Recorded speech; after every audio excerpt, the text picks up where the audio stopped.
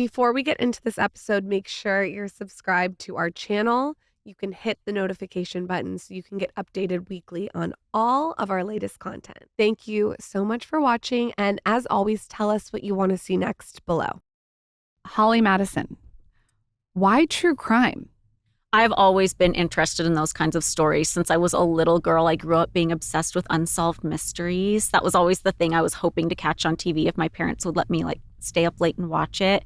I've always loved kind of spooky, unsolved things like that. I've always been intrigued by it. Even one of my earliest special interests as a kid was old Hollywood, but I was always really attracted to the stories that kind of had a interesting and kind of tragic ending, all the movie stars that died young and all the mysterious things. So it was definitely something I was always interested in, but never really pursued as a career in any way until this production company I'm working with, Lion TV, brought this deck forward where they want to do a show called the Playboy Murders. And I was like, yeah, I don't want to do it. I've done too many Playboy things. It's oversaturation at this point. And my agent was like, well, just look at the deck, look at the cases, see what you think. So I looked at the cases, and all the cases in the first season pretty much were cases I'd never even heard of. And I thought I knew everything about anybody who was ever involved with Playboy. And I was reading through them and I was like, but this is a show I'd actually watch. So I was like, I'll do it. And I've loved being involved and loved being a part of telling the stories. This is our third season now. So there's a thread with Playboy playmates who have been killed. Yeah, but it's not just as simple as that. It's a lot of people who are involved in the company, whether they were bunnies that worked at the clubs that were open all over the country, to people who work behind the scenes. We're opening this season, there's a story of a woman who had a tragic death, and she was working as a casting director for Playboy. And so it was a company that was operating, it's still a company, but in its heyday, it was a company that was operating for 60 years. And there were so many people who worked for the company that you're bound to find all these interesting human interest stories. So we've got 3 seasons worth. One thing about you that I think is really cool, I told you off air, I've seen all your shows, your books, your podcasts, every time you're on Heather McDonald's, is that you have a lot of different interests. Yeah. You seem like a curious person. I'm very curious. Yeah, I'm all over the place. Anything from health and wellness to unsolved mysteries to history. I love niche history topics. Have you been like that since you were little? What were you like as a little girl? Yeah, I was very imaginative as a little kid. I grew up in Alaska, almost off the grid. So it was a lot of playing in the woods and I would not have guessed Alaska. Yeah. I'm not gonna lie. Yeah, that's where I grew up. And, we had TV most of the time. So, I would get lost in these kind of Hollywood stories and TV, but also have this life where I'd be playing in the woods all the time and doing really, things that felt very old-fashioned. I was really into the Little House on the Prairie books growing up because I felt like I could actually relate to that. My life felt more like 1880s than 1980s when I was a kid. So I've always been all over the place and interested in different things. What did your family do in Alaska? My dad worked in the timber industry. He was a port manager. So, you know what? I actually am not surprised that you grew up in Alaska. Really? Because your skin looks so good. Thank you. So does yours. Thank you. I didn't grow up in Alaska. I've had to wear a hat and driving gloves and all this stuff. Your skin looks so beautiful. Thank you so much. And it's probably because it gets dark earlier there. Well, and also it's always overcast. It's always rainy. So I'm just not out in the sun. I wasn't my skin really didn't touch the sun very much growing up at all. And, by the time I moved to Oregon when I was in junior high, but by that time I was already into sunscreen every day and things like that. So when people ask me about my skin, I'm like, it's a million things. It's not just Botox. It's not just facials. I was on Retin-A starting at age 11 because I had acne, and then not seeing the sun throughout my childhood. I think that helped a lot too. Maybe we need to move to Alaska because it really is. We'll just do a big Dear Media Alaska. Yes. When you are living in Alaska and then you move to Oregon, what makes you want to come to LA? Is it because you were into the old Hollywood glamour of it? Totally. That was part of it. But also my family and I would vacation. Every once in a while we'd go down to Disneyland, and I always felt on those trips, everybody got along and everybody was so happy and everything was sunny, and it just seemed like such an ideal place. And LA just seemed like a place where you could kind of make anything happen, and there would be so much opportunity because, back when I was growing up, there wasn't social media. There wasn't a way to kind of get online and get noticed or make it happen for yourself. You had to do it the old fashioned way, move to a big city, go through all the gatekeepers. And I just wanted to go out and live this not ordinary life, which I ended up doing. Yeah, you definitely have lived a not ordinary life. Yeah. So what's the first move that you made down here? Why did you decide to move? What broke the camel's back? Well, I always wanted to, like the second I could get out, but I went to college the first 2 years in Portland and I transferred to Loyola Marymount in LA so I could get down here. We're here today. And you're also, you mentioned Disneyland. I don't think Michael understands. You might be a bigger fan than John Stamos. Who's a bigger fan? I don't know. He's pretty up there. He is. I always say I was like the first Disney adult, but John Stamos. He's like the one person I can think of who was like maybe there before me. So when you moved down here, you're in college. Yeah. And Well, so what do you mean Disney fan? Like you like hang out there all the time, or you're just sort of like really into the Disney lore? Like what? Yeah, even in college, I would go every once in a while and just, I like to be at the park. So sometimes I'll go with a friend just for like a shopping and eating day. And I just love the atmosphere. I love the detail of it. I grew up on the Disney movies and the Disney cartoons. I'm just super into it. I bet you're good at trivia with it too. I think so, yeah. I've gone back into it now that we have young kids. One time I tried it. I grew up going there as a kid. And then I tried to go as an adult one time. And I walked in and I was like, man, this is kind of weird. I'm just standing around as an adult. Like by myself. You tried to finger me in Disneyland in 6th grade. I still might try. You tried to finger bang me in 6th grade at Disneyland. Oh, that's a true story. So no wonder you have warm memories of Disneyland. I think you and Holly are talking about different That's things. why I have such great memories. No, but then I just went this last time as an adult and I stood around. I'm like, I think it's kind of weird that I'm just standing here as a grown man. I had a corn dog and I left. Well, you know what's weird about it now is it's so crowded all the time. Yeah, it's a lot. It's really crowded. Oh my God. Like I remember back in the day, you could go in the fall, before they started doing Halloween stuff on a weekday, and there would be nobody there and you'd have the park to yourself, no lines on anything, nobody there. There's no such thing as a not busy day. Will you go to Disneyland without getting like the plaid person? I get the guide if I'm there with my kids, but sometimes I'll go with my friends and we're a member of the private club there. So we'll just go hide there and have food or just go and like shop and eat and just keep it low key. Hold on. You're a Club 55 member? No, Club 33, yeah. 35's in the south of France. Sorry. I love it. You're a Club 33 member. What is it like behind the doors? Really relaxing. It's so nice, especially when you have young kids, because they have a lounge in each park. So you can just kind of go there and get food and it's really chill. And if it's a hot day and you're tired of like being out among the crowds, and they have nice bathrooms. So it's just a really chill escape. And do they have a giant pickle behind there? I don't think they've ever offered that in the restaurants before, but you never know. The menu's always changing. They should offer the I'm gonna giant bring pickle. up the giant pickle. The last time we went, we had somebody that was guiding us around, and I was looking forward to that pickle, and everyone had one. I looked over, and the guide was eating my pickle. Just ate the whole thing. He talks about this every day. It's That is Traumatized. weird. It was kind That's of weird behavior for a guide. That is really strange. Well, listen, I mean, I didn't want. I'm like, if you want a pickle, you can like, I'm gonna. But I didn't get one then, so I felt like it was. That's awful. Did you know if you're the first person on Main Street to go and get the pickle, you get a special pin where it says first pickle of the day? I'm not a morning person, so I've never done it, but I am a pickle fan, so I'm kind of envious. I've never checked You that need off to my do list. that though, because you need to get the pin for your house, I feel like. Yeah, I think so. You might need to do that should do once. Go get the giant pickle at Disneyland.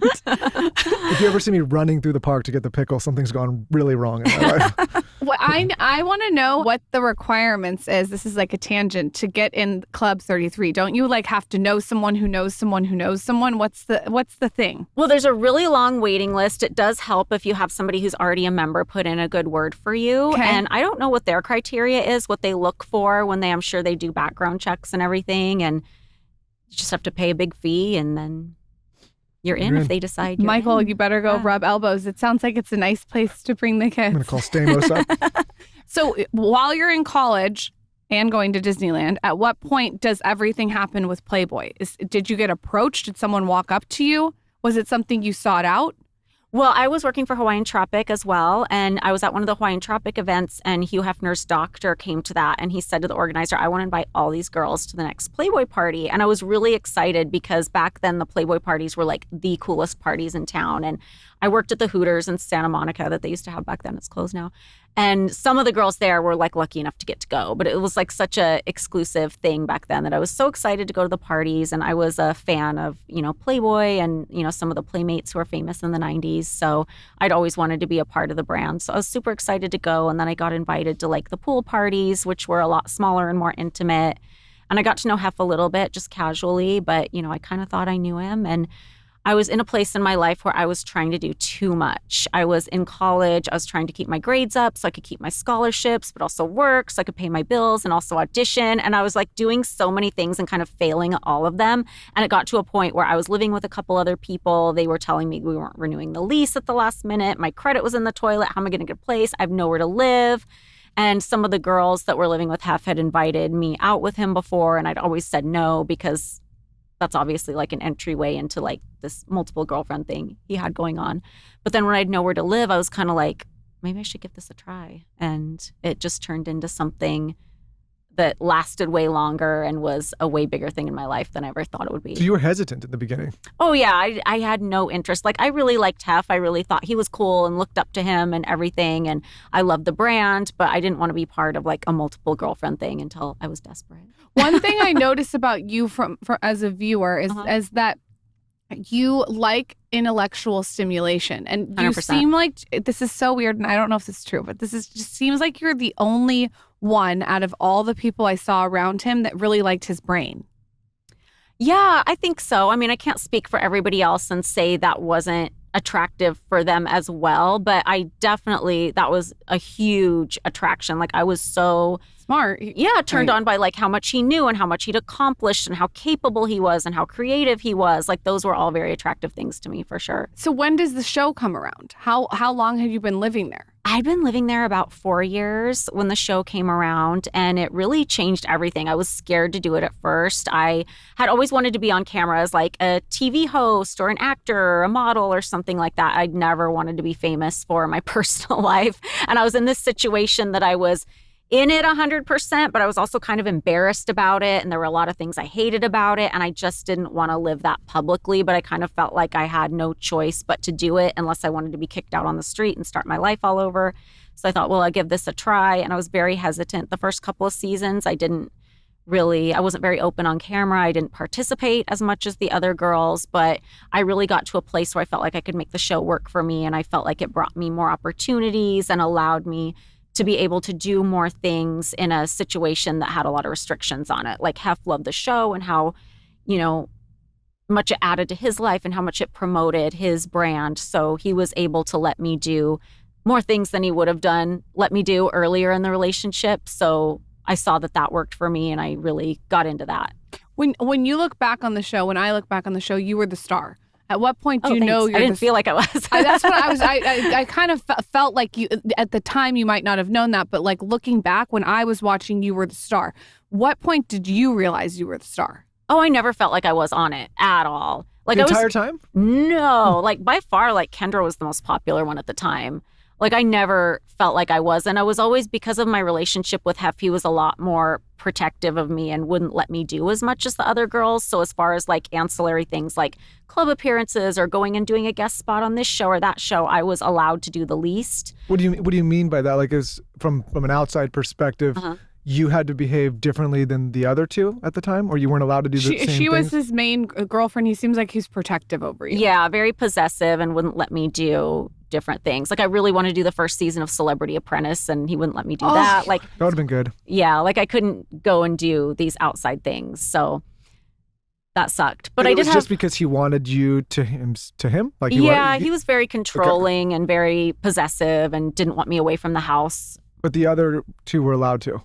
A little bit more, yeah. Okay. I mean, they had strict rules and a curfew as well, but Bridget was allowed to do more than I was, and Kendra was allowed to do more than Bridget was. So you don't think you're the star? I think you're the star of the show. Oh, thank you. I mean, do you ever go back and watch or no? Oh, yeah, we do, because Bridget and I do a rewatch podcast. That's right. And we're about halfway through it. And it's just interesting to see like the whole evolution and how different like seasons 1 and 2 are from season 3. And I'm so excited to get to the next seasons because I haven't seen anything from season 5, the season when we left, since it first aired. So I'm excited to revisit that. And when did you guys realize like you were onto something with the show? Like when did you realize you couldn't go to lunch because people were coming up to you? That took a really long time because we lived in this bubble, and anytime we would go out with Hef, he attracted so much attention, and it was a long time before we were really allowed to do things on our own.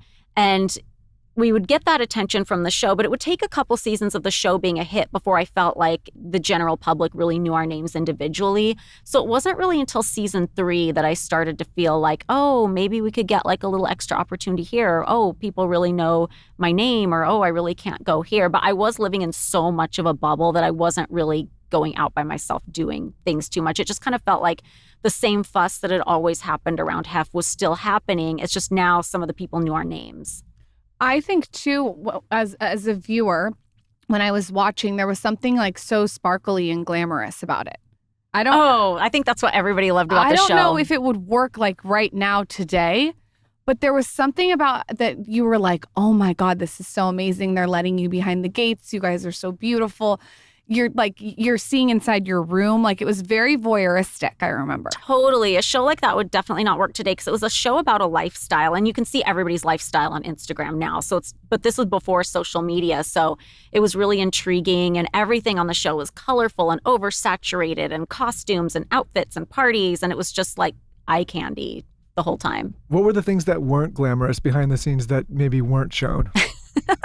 So let me pull out my scroll. Yeah, well, the house wasn't always in the best shape. Like, I was always kind of lobbying, Hef, like, let's replace this carpet, or this isn't great, and he was very resistant to change and didn't want to spend the money on it. And then the company owned the house and didn't want to spend any money on anything. So there was a lot of stained carpet and a lot of like dogs peeing in the hallway and just things like that weren't the best. I think that if I was like evaluating him from a psych perspective, it's like he had this huge moment in the 60s or 70s or 80s. I don't know exactly what it was, where he was like the man. And then so to change the house would have meant like he was moving on and evolving.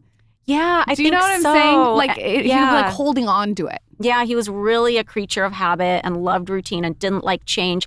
And I wasn't even necessarily trying to change like the 70s stuff, because I thought that was kind of kitsch and fun and very like Playboy Mansion and kind of what people want to see a little bit. But just like replace the carpet, or, just like the cleanliness of it was more like what I was trying to get going. Sounds a little musty. Yeah, I won a few battles. We got a lot of carpet taken out and a lot of like hardwood floor put in, so that was a start. You made some moves though in there. I definitely. Yeah, I feel like you made some moves. What point do you realize that you have your own personal brand outside of Playboy, outside of Hugh Hefner? Are you in the mansion when you realize that, or did you have to remove yourself to figure that out? I definitely had to remove myself. When I left the mansion, I moved to Vegas and I had my own show on the Strip, and I was doing my own spin-off show. So that was kind of the start of it. But when you come from like the Girls Next Door Playboy world, you can't ever really get out from under the Playboy umbrella ever. It's always the thing that people want to talk about and stuff. And for a while, I didn't like that. And I really just thought, well, I'm never going to be able to do anything else unless I just quit talking about it completely.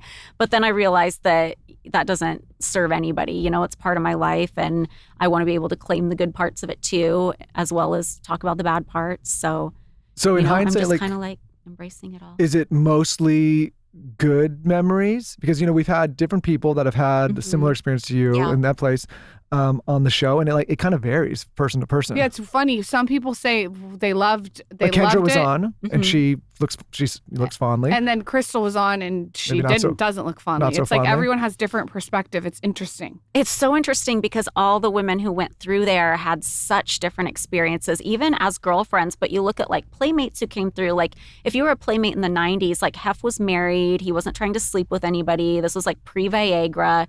You came and you stayed in the guest house and you shot your pictorial and you had a wonderful experience.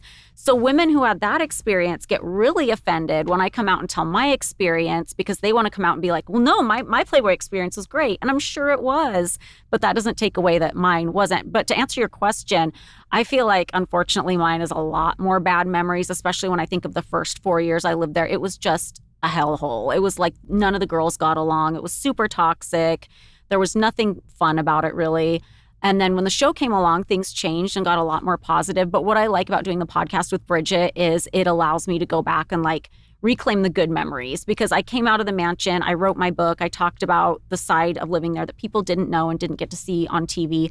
But now that I'm rewatching with Bridget, I can remember, oh, well, that girls trip was really fun, or these movie nights were really nice. And it's nice to just have like a more holistic view now, I feel. It's probably therapeutic. 100%. Yeah. It's probably like good for your like inner child to go back and almost like reclaim the narrative of it.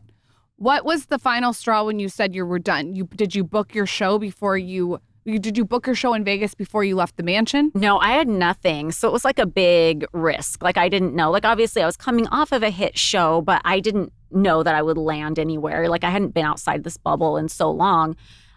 So I didn't have anything lined up waiting for me, but it wasn't really one last straw thing. It was a couple things. One was I wanted to have kids, and that wasn't going to happen. 2, Hef was changing a lot. I don't know what was going on with him. I don't know if it was like dementia kicking in or if it was other stress things I didn't know about, but he was getting really mean. Not that he'd never been mean to me before, but you know, our relationship had got to a place where it had kind of evolved and gotten to a better place. And then all of a sudden he's like snapping at me and yelling at me over weird things and like I was working at the Playboy studio at that time, you know, running all the Playmate pictorials, and he was starting to make that job impossible. Well, you were getting independence. Yeah. And he probably felt it. Yeah. So it was rough. It was those 2 things were the main things. When you say not that he'd never been mean to you before, what do you mean? Oh, I mean, he'd always had, there were always difficulties. You know, there was a really bad power imbalance in the relationship, and I was always very intimidated by him. So I put up with a lot of things like him yelling, putting me down, pitting me against other girls, different things like that. And the relationship had its ups and downs, and it had started to get better, you know, with the show and with less girlfriends. But then when things started to get bad again, I was like, I can't do this again. This is just too much. I think there's like almost like a Stockholm element, like a Stockholm syndrome of living in that mansion. And then what she did, and you see it on the show, is like she started to get independence, and you started to become like an entrepreneur that I saw. And as she became the entrepreneur, you probably needed him less. And so he probably was pissed, and amongst other things. Yeah, I think so. He saw a lot of my energy going toward my work at the studio. And it was weird because we made such a great team working together, because I would have to bring the product back to him at the end of the day in the photos and get his approval and, you know, improve everything at the studio in ways that benefited him. But still, it was rough. When you get to Vegas and you're away from the Playboy Mansion, was it weird or liberating or everything? Everything. Yeah. It was so strange. And it's so funny just seeing how warped my perspective was from living at the house, because I was rewatching one of the first episodes of the spinoff I did after I had moved to Vegas. And this outfit I'm wearing was so not anything anybody would wear in the real world. It was a jean skirt that was like so short you could see my underwear if I moved, and this tank top and like a bra underneath, not even like a bralette or a cute bikini top, but a full-on bra, and like the tank top is like pulled all the way down and stuff. And I think the fact that I lived in Vegas kind of like made it more okay than other places, and people weren't really like giving me weird looks or anything, but it was just like the amount of time it took for like what I thought was like appropriate and acceptable in the Playboy world to kind of wear off in the real world. There was definitely like a lag time. Like I look back on that, I'm like, who would go out in that? But it was just, I was still kind of in that mindset, and it took like a couple of years to kind of, you know, I think that's what you were wearing when I met you, Lauren.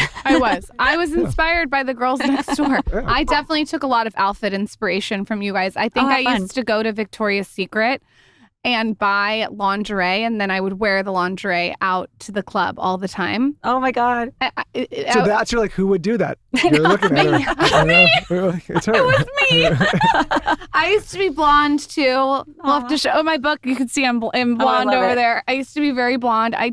I love that era. It was like it was a special fun era. Yeah, for sure. It was fun. You could you wore like the short skirts. My boobs were pushed up. I remember. Yeah, there's been a lot of iterations of me. That's for sure. I keep it fun. Mm-hmm. At what point do you get your show, and what point does it blow up? Because I remember there's billboards. It's all over Vegas. It was like the hot thing. When does that start to happen for you? From when the show stopped? It happened so quickly, and I was so lucky. I mean, I was prepared for it too, because I was out there, you know, doing the meetings and the networking and trying to make it happen. But what happened was I was in talks a couple different places to do a burlesque show in Vegas, and I'd gone through a bad breakup and I was kind of like at a friend's house, just feeling, low and trying to manifest and everything. And I'd really wanted to do Dancing with the Stars for so long because that show was so big back in the day. Like 28 million people would watch it, and anybody who wanted to like relaunch their career or push something, that was like the perfect platform to do it. And they never want to be on the show. They're like, no, you dated an 80-year-old man. Middle America's not going to like you, not going to do it. But I kept like pushing. I want to do this. So somebody got injured before their 8th season started, and they needed somebody last minute. And they're like, who would be desperate enough to come in with none of the training any of the other contestants have done? And they knew it would be me because I was bugging them so bad. So I got to do it, and it was so much fun. And I got the deal to be in my Vegas show when I was on Dancing with the Stars. So when I was eliminated from that show, I plugged it on TV, and just the timing was so perfect, and I couldn't have manifested it better. When you blow up like that, is Hef like trying to text you to come back, or are you just ignoring him, blocking your phone number? Was he sending you emojis? Well, he definitely wasn't No, he doesn't know texting. what He was more emojis of a letter writer. Oh, he's like carrier pigeon, like message in a bottle. He's like, this will get to you in 2 weeks. Was it on that note? A can with a string on it. On that note, was it a challenge to date after leaving the mansion? I mean, there was a lot of people who wanted to date me, but I think in a very suitors, superficial way. I think it was like, oh, I want to date that hot girl on the billboard right there and then tell my friends about it. But it's not really the type of like quality that I was looking for as far as like a guy who wanted a relationship. I would say the most challenging thing is like people would get together with me knowing exactly what my history was, and then they would all of a sudden have a problem with it. Like after our relationship got serious, they'd get really, really jealous. They'd come up with all these imaginary scenarios in their heads about what could have possibly went on, and they're torturing me about it. And I'm like, bro, you're not secure enough to handle this. That's kind of what I meant. I didn't mean, I'm sure there was many suitors that were throwing their hat into the ring. It was more like in that line, was the relationships start to be a challenge? Yeah, I think so. But also looking back, like I didn't even know who I was at age 30. You know what I mean? I think you're really not going to attract like the quality of relationship you want until you know who you are. Yeah, like, what did you ask me the other day? Like, I'm just going to say, so we were listening to Heather's podcast with you on it, and I heard you say that like the guy, like they would date you knowing exactly who you were and exactly the history, and then they would get insecure and try to like dim your light. Yeah. I'm not saying it exact what you said, but I paused and I said to Michael, I was like, would you care if I was a Playboy playmate and like I lived at the mansion? And you said no. No, but Lauren does these weird things. She's like, what if I one know, day... I do like a whole, I'm like whiteboarding and I'm like, what if? She loves to do these. She's like, what if one day I grew flippers and a tail? Would you? And I'm like, why do you do these Would weird you still like hypotheticals? me? You have to say yes if she says, would you still love me if I was a worm? I said... Of course, you can't say no. Yeah, I don't think the Playboy stuff would rattle me too much. I like had to think about it. And then she's like, what about OnlyFans? I was like, well, what are you doing? Then I went to Only. I wanted to stretch it. Then I go, well, what are you doing on the OnlyFans? And then Showing my butthole. Well, then I was like, then I need to like really understand like what's going on. Well, I don't like, but then I'm like, there's there's going to be history that women have. All men have so much history. But like, where's that? There's you guys, if someone gets mad about a woman's history, I would challenge them to pull out their history. I would say the same thing with women with men. Yeah, great. Let's pull out the Taylor, box. save this for me later. Taylor, save it for... Like, let's pull out our producer Taylor's history. Of course, we don't. We know. That wasn't even part of the debate. We know where you stand. I want to know what guys are in the Lily Phillips line. That's what I was just kidding. No, but I was going to say, is that her? I was going to ask. There's the OnlyFans person that's like sleeping with a lot of guys, and like, listen, no judgment. Do what you got to do. Go with God. But the guys in the line. Yeah, the guys in the line. It kind of rattles me a bit. Yeah, that's so more concerning. Explain exactly what it is. Like she's having sex with 1,000 men. Is that the one? Yeah, and all these guys line up and they have ski masks on to like partake. Why ski masks? Because they don't want people to see who they Yeah, are? they want to be anonymous. Taylor, for sure, I just saw a ski mask in your briefcase. And you 1,000% would. 1,000,000,000% would do this. Do they have a certain amount of time that they can have the sex when they're in, like, when you get to the front of the line? Like, is it like a ride? Like, you have a minute? I don't know. I've never heard them say. I don't know. I think that is part, to me, I think the guy wants the story. Yeah, probably. But like that one, like, listen, it's like, hey, I did these things in the, no problem. But then I'm like, hey, one of the things I did was like one day there was 1,000 guys. I'd be like, whoa, I have to really think, I have to now think about that one a bit. I don't know how I'm bringing that home to mom. Let's just move along. This podcast is sponsored by Active Skin Repair, a skin health company helping people heal with natural, non-toxic, medical-grade ingredients. Active Skin Repair has been an absolute game changer. Total recalibration in our house. We obviously have 2 young children. Let me tell you something for the parents out there. They already know this, but for those that don't, children hurt themselves all the time. There's all these cuts and scrapes and bruises. Here we also in Texas have a ton of mosquitoes and we're constantly getting bit. With Active Skin Repair, your skin is never going to heal cleaner, faster, and more effectively. So let me tell you what Active Skin Repair is. Active Skin Repair utilizes a molecule called hypochlorous acid. When applied to the skin, the molecule works by mimicking the natural immune response to cleanse, soothe irritation, reduce inflammation, and support healing. If you've ever had a cut, if you ever have a scrape, if you're ever worried that something might get infected, Active Skin Repair is an absolute must in your medicine cabinet, in your drawer. We take it when we travel. It comes in so many great uses. We had the founder of Active Skin Repair on this podcast to talk all about the incredible benefits. It's not just for cuts and scrapes and bruises. It can be used for so many things. It can be used to treat a wide range of skin issues, including cuts, scrapes, burns, sunburns, rashes, and other types of skin damage. It is also safe and non-toxic, making it suitable for use on all skin types, all parts of the body, and even on rosacea, eczema, and acne-prone skin. And of course, we have a special offer for our listeners and viewers. Visit www.activeskinrepair.com to learn more about Active Skin Repair and get 20% off your order. Use code SKINNY. I am very serious about my hair right now. No extensions. I used to have extensions all the time. I would do clip-ins like every time I got my hair done. And now I don't have to do that. And I'm very excited about it.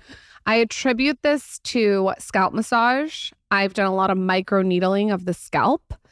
And I obviously changed my hair color from blonde to brunette. That's made a big difference. And then a lot of liver, a lot of meat, and supplementation. And the supplement that I take that I've always taken for hair is Nutrafol. You may have heard of Nutrafol's hair growth supplements and wondered, do they actually work? And that's a totally fair question. Many hair supplements overpromise and underdeliver. But Nutrafol is different. I know this. As the #1 dermatologist recommended hair growth supplement brand, it's trusted by over 1.5 million people, and it's clinically tested to deliver real results in just 3 to 6 months. What I notice the most is I shed less. So it's less shedding and there's no hair thinning going on. This summer, stop worrying about your hair and start making memories. For a limited time, Nutrafol is offering our listeners $10 off your first month subscription and free shipping when you go to Nutrafol.com and enter promo code SKINNYHAIR. Find out why Nutrafol is the best-selling hair growth supplement brand at Nutrafol.com, spelled Nutrafol.com, promo code SKINNYHAIR. That's Nutrafol.com, promo code SKINNYHAIR. Simply, you have seen Simply everywhere. I am a big fan, and they have launched a new prebiotic soda, Simply Pop. It's like a juicy soda. There's 5 flavors. They have pineapple mango, lime, strawberry, citrus punch, and fruit punch. Personally, I am a big fan of the lime. That's my favorite. I'm a real citrus girl. And what I like about this is it's made with real fruit juice. Simply Pop supports gut with 6 grams of prebiotic fiber. There's also no added sugar. It's sweetened with monk fruit extract, and it even has zinc and vitamin C in it. They really thought of everything. I'm really into the 6 grams of prebiotic fiber. This is known to support gut health, and the added vitamin C and zinc for me is amazing because it supports your immune function. But mostly what I like about this is I like sparkling everything. And this specifically has no added sugar. You have to try the lime, but don't sleep on the pineapple mango. Those 2 flavors, you cannot go wrong. Go to CokeURL.com/simplypop to find where you can try Simply Pop. Find Simply Pop in any of its 5 juicy flavors by visiting them online at CokeURL.com/simplypop. That's CokeURL.com/simplypop. So when your show takes off and you're doing all these things, how did you continue to maintain the brand that you have? Because I feel like you're always relevant. You've always been really good with your brand. And it seems like you moved away from Playboy and did your own thing. Yeah, I really tried to, for sure. Yeah, I just kept it focused on what I was doing in Vegas and my show and being an entrepreneur and my friends on the show and what they were doing. I just really tried to focus on that.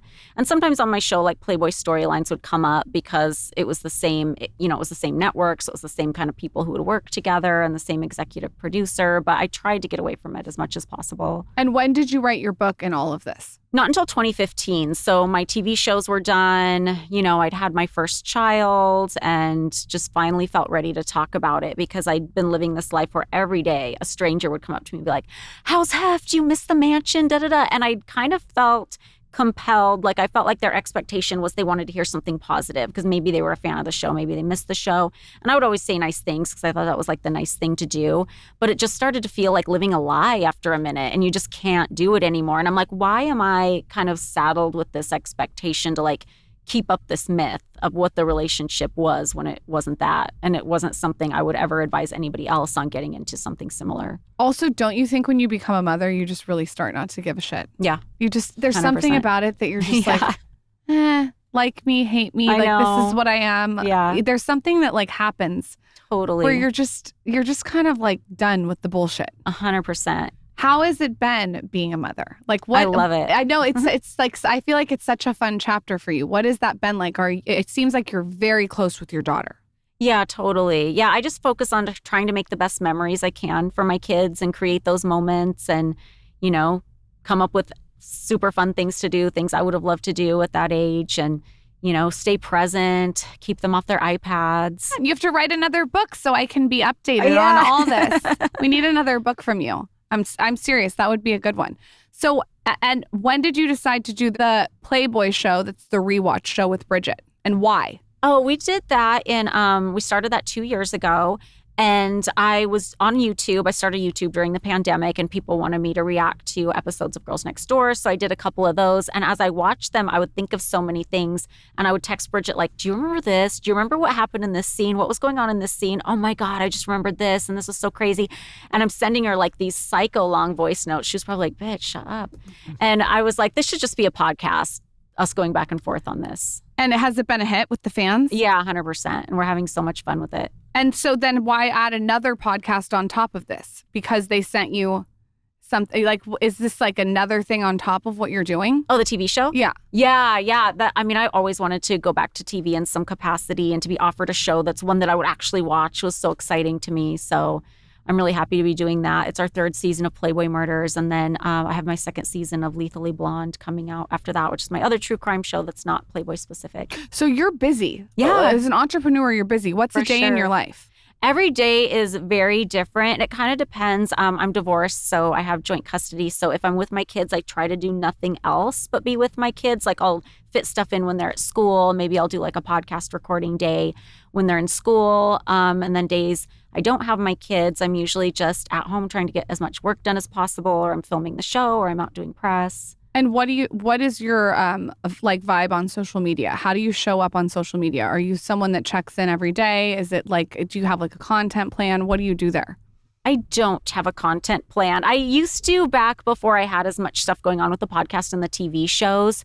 I have not been consistent on TikTok regularly, or I'm more consistent on Instagram, I think. I like to make reels about like places to go in Vegas and fun things to do in Vegas. I just like to share that for fun. What's the best hotel in Vegas? I mean, I love Fontainebleau right now. Oh, Wynn was always my favorite up until then, but I love Fontainebleau. Fontainebleau. And what's the best restaurant? Well, my favorite is Golden Steer. It's the oldest steakhouse in Vegas. It's been there since the early 60s, and it's very old school, and the food's amazing, and I have my own booth there. And that's really cool. We got to go there. Never been there. I just saying after this pregnancy, I could use a Pop Puss Vegas trip. Yes. I'm ready to let it rip. I like going to Vegas. Don't have to twist my arm. I think Vegas is really sexy with your husband. There's something about it that's really sexy and like that is hot. One thing I miss about living in California is you could go and you could jump on. It's sexy without your husband too. You can just jump on. I like going with you. Like I feel like it's like makes us feel like we're like 20. There you go. You get on the flight, go to dinner. stay out all night, go home, and you can be like, literally. Remember when you did that? We got the room. We didn't even use the room. We just went out all night. There's something so sexy about We it. literally set our bags down and just ran around. That's so fun. What can a guy do to impress you? What's your list of what you're looking for? I just want like an amazing, good person who I'm attracted to. Like I don't have any specific physical characteristics, just I have to be attracted to him. So that kind of like is umbrella, just covers it. I just have to be attracted to him. And I would like if he lives in Las Vegas because I don't want to move. Okay. And he has to love it there as much as I do. And he has to be like super motivated and successful to a point where like I can look up to him and be inspired by him. That seems like an important one. I thought you were going to say that. It seems like you need to be mentally stimulated. 100%. Oh my God. You're willing to move to Vegas? So you're going to go to Vegas? He loves Vegas. What are some things that you do in your routine? Sorry, Michael, I'll have to ask this for beauty, diet, fitness. So many things. I don't know where to tell us. start. This is the perfect podcast for you. You got to tell us everything. Okay, where do I start? Okay, so in the morning, I try and do like a quick workout. Like I have lists of like circuit training, strength training exercises I like to try and do. I have like one of those red light bed sleeping bag things and like a red light mask. So I try to do that every day. I'm back on the green smoothie train. I just started doing that again. I do Botox and facials regularly. What else? I know there's like 5 million things. Those are like the main things off the top of my head, other than like going and getting my highlights done and any stuff like that. specific wellness things? Do you cold plunge? Do you sauna? I love a sauna when I have time. Sometimes I sneak into my ex-husband's house and use his because I don't have one. I've only cold plunged once. It was super fun. I just never got around to it again. Cold plunging is amazing. Yeah. I miss it so much. Every single day I think about it. I actually miss cold plunging more than I miss a margarita. Really? Yeah. Yeah, there's something fun about it. Like it makes me so uncomfortable. I'm just like laughing the whole time. Isn't it freezing in Alaska? It is, but you'd be so surprised how quickly your body forgets. Like if I landed in Minnesota in the winter, I would be just as like freaked out as anybody else. Like I heard it's really good for your skin and your body to be in cold weather. I heard that's how Russian women look so beautiful. Probably, yeah. I hope I'm convincing you to move to Alaska, Michael. Or Russia? Likely not, but... This episode is brought to you by O-Pill, the first over-the-counter daily birth control pill available in the U.S. O-Pill is a daily birth control pill that is FDA approved and full prescription strength. It's a progesterone-only pill, meaning it does not contain estrogen. Progesterone-only pills like O-Pill have been FDA approved to prevent pregnancy for over 50 years. But now with O-Pill, the way you are able to access daily birth control pills is completely in your hands. I know this would have been so amazing for me when I was in college to get access to birth control so easily. There's like an ease to it that we just never had when I was taking birth control every single day. I also think it's just an incredible achievement in reproductive health to have daily birth control pills on your terms. There's no prescription or doctor's appointments needed, and you can find O-Pill online and at most major retailers. O-Pill is birth control in your control, and you can use code SKINNY for 25% off your first month at O-Pill at opill.com. That's skinny at OPILL.com. Check out O-Pill to see if it's right for you. All right, I am craving Spritz Society, specifically the pink lemonade flavor. I had the opportunity of doing a Skinny Confidential flavor with Spritz Society. You may have heard of them. It's an award-winning canned cocktail brand founded by my girlies, Claudia and Jackie from the Toast podcast. So why I wanted to do a collab with this brand specifically is, of course, I love Claudia and Jackie, but also it's made with real white wine, real cane sugar, and 6 ingredients or less. So there's no artificial flavors. There's no fake sugars. It's just clean, simple, delicious cocktails. No BS. You should also know that each can only has 120 calories. How I like to drink this is I'll do a wine glass with a bunch of crushed ice in it. I'll pour the pink lemonade on top. It's so refreshing. I can't wait. Like I said, I'm getting there to have one, guys. And then I'll do a sprig of basil on top with a straw, and it's so delicious. It's the perfect summer cocktail. If pink lemonade is not your jam, they have lemon iced tea by Craig Conover from Southern Charm. They also have a pickle flavor and a peach flavor. They've really nailed the flavors. And that shouldn't surprise you because they're the toast. On that note, you guys can head to spritzsociety.com to find a store near you. And don't forget to follow @Spritz on Instagram. They're always dropping exciting new flavors and throwing fun events. Spritz Society. Summer starts here. If you are in the self-care business or offer high-end personal experiences, you and your clients deserve a modern, easy-to-use client experience platform that works just as efficiently as you do. So enter Boulevard. If you run a salon, a med spa, or any other personal care company, you got into this business to help people look and feel their best. But if your day-to-day is filled with scheduling headaches, missed appointments, and systems that add to the stress of your day, it can feel impossible to feel your best. And that is, again, why you need Boulevard. So Boulevard is the #1 client experience platform built specifically for appointment-based self-care businesses. Because salons, spas, barbershops, med spas are so personal, and the platform powering your business should feel the same. So this is not just a software. It's a smarter, more personal and organized way to manage all your business's locations in one place. So whether it's online bookings, payments, appointment reminders, client profiles, and more, Boulevard makes every interaction seamless. I think this is genius. I know a lot of people in the self-care industry, and I feel like this is a real way to upgrade your life and your business. Right now, Boulevard is offering new customers 10% off your first year subscription when you join blvd.com/skinny and book a demo. That's JOINBLVD.com/skinny. Book a demo and get 10% off your first year subscription. Join blvd.com/skinny. This episode is brought to you by Lauren Bostic Times Bumpsuit. I am so excited for this collab. It's my first collab I've done underneath my name. You can go to bumpsuit.co and you just click the Lauren Bostic Times Bumpsuit, and it is my curated edit. Here's what I would tell you have to look at. There is a support waist trainer that is literally amazing. So I'm going to be wearing this right after I give birth. It is so good for the compression and postpartum recovery. I am such a big fan of belly binding after I give birth. I feel like it supports my posture and helps my uterus go back sort of into place. And this support waist trainer works. I used it with Towns. It's absolutely amazing. You feel like a superhero with this compression waist trainer. So definitely get that. I have it in black.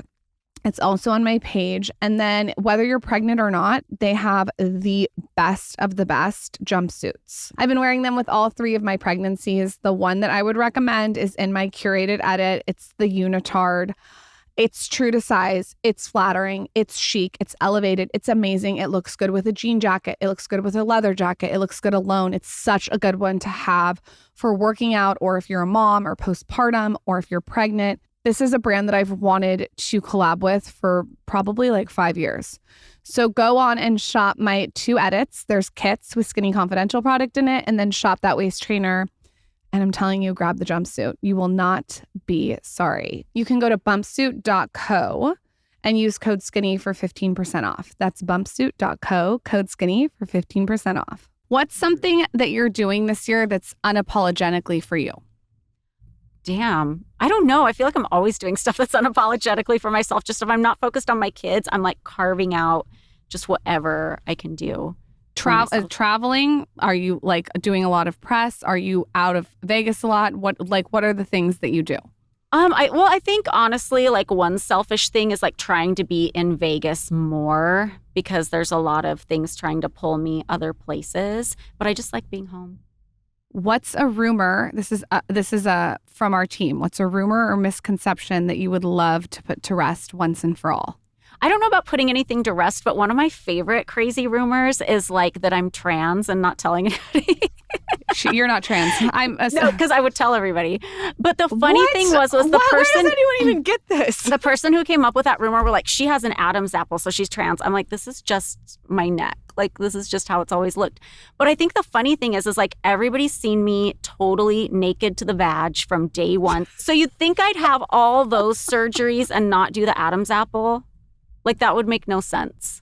You guys, I hate to break it to anyone who thinks that in person. You're like the most feminine, petite. You remind me of like a fairy. Thanks. There's no, sorry to burst the Reddit thread. What is bringing you the most joy right now? Just being with my kids and when I can like take things slow for a minute and just kind of relax. It sounds like you're being present as a parent's really important to you. 100%, because you know, being present for me is just a challenge. I'm always kind of thinking of the next thing and the next thing I want to do and the next idea and blah, blah, blah. So I try to compartmentalize that to just when I'm not with my kids. Who is Holly Madison when the cameras are off? What does it look like when you're just like eating popcorn, watching TV, relaxed? A sloth. A sloth. Are you not full hair and makeup? No. So what's your like day when no one's looking, when you just can just be relaxed? I mean, if I had a day where I had nothing to do, I probably just wouldn't put on makeup. It would just be like clean face, naked mole rat. I'm very naked mole rat vibes when I don't have like the hair and makeup. Just hair pulled back in a ponytail, like ripped jeans, lounging around. I'm laughing because we call our son the naked mole. Aww. That's he actually has a naked mole stuffed animal. Oh, cute. And then you'll see just like a naked body run across the house. That I'm a was so naked funny. mole. Okay, I want to talk about what you're working on. So tell us first of all, where we can watch it, what we can expect from this show. Tell us all the things. The Playboy Murders Season 3 premieres on Monday, May 5th, and it'll be every Monday. There's 6 new episodes this season, and I'm just really excited to share them. You know, all the episodes are so different. Some of the cases are unsolved, and that's always, you know, every true crime producer's dream is you hope that by sharing these stories, maybe some new leads will come up. And I really hope I'm sharing the victims' stories in a way that's well-rounded and represents them. And one thing I really love about this season is we had so many family members want to come forward and share their memories of their loved ones on the episode. When we first started doing the show, we would always reach out to the families and everything, but there were so few who wanted to participate. And I think now that we have a couple seasons out that people can binge and see how we handle the cases, people want to come forward and share more. And I like that because it's so unfortunate that the stories have to be shared, period. But if you're going to share these stories, like I want the person to be as best represented as possible, and having their loved ones talk about who they are is so important, I think. What's the case that's really stood out to you? Well, the one we premiere with is about a woman named Kim Fattorini, and she was working for Playboy Casting. She was found dead in 2017 of an apparent overdose, but there's a lot of things in this case that make people think it was not an overdose, that perhaps she was given GHB, and there's a current civil lawsuit pending, you know, from her parents because it never evolved into a criminal case. So did they find out who gave her the GHB? There's a suspect, yes. And is it open who the suspect is? Yeah, a football player named Sean Merriman, allegedly. Charger guy. That's crazy. He used to be. I used to see him in nightclubs all the time. He used to be in nightclubs in San Diego. I remember seeing him at like Flux. He's a big dude. So there's been no one said this is who it is. It's just a suspect. I mean, his name has been brought up. Yeah, he's named in the civil trial that's pending. Do you think through this show that you guys will be able to maybe get some closure in certain areas that would not have been able to get closure if the show didn't exist? I hope so. I mean, that's all, you know, we can hope for covering these stories. I mean, it sounds like that's like very cool, and it sounds like feels purposeful to you to be able to do this. It definitely feels purposeful. Yeah. And my other show, Lethally Blonde, which isn't Playboy-centric, we cover a lot of stories, not all of them, but a lot of stories that involve sex workers. And I really love to try and get into who they were and talk about who they were besides just being a sex worker, because women just tend to be written off as that, and like as that's the only thing they are. Especially, you know, in crime, unfortunately, perpetrators oftentimes look for sex workers because they think that they're these off-the-grid people that have no family or aren't going to have anybody looking for them. So they think it's going to be something they can get away with. So I really like to go into those stories and try and find out more about this human being and who was she and what was going on in her life and what was she missing out on from being stolen too soon. I'm sure the families are so thankful. I hope so. I mean, it's hard either way, I'm sure, to have these cases brought out. It's such an emotional thing, but I hope that, you know, some positive can come from it for sure. It's really cool what you're doing. I love this. Thank you. I do think you should write another book. I'm just putting it out there. Yeah, I wonder what the twist would be or what the topic I think would be. it's just like it's you've had this like full life post your last book, and it's interesting. I know you wrote about your show in your last book, but I think it would be cool to just talk about everything that you're doing now. Yeah, that'd be fun. Maybe in a couple of years. Yeah. Holly Madison, where can we watch your show, listen to your podcast, follow you, buy your book? Her book is really good, you guys. I didn't put it down. Thank you. Well, my new show, like I said, it premieres May 5th on Investigation Discovery. It'll be streaming on Max, and the first 2 seasons of Playboy Murders and the first season of Lethally Blonde are currently streaming on Max. My Instagram is at Holly Madison. I have all my links in the bio for where you can buy my book and where you can see my podcast. Girls Next Level drops every Monday. Thank you for coming on the show. Thank you. Thanks for Holly. having me.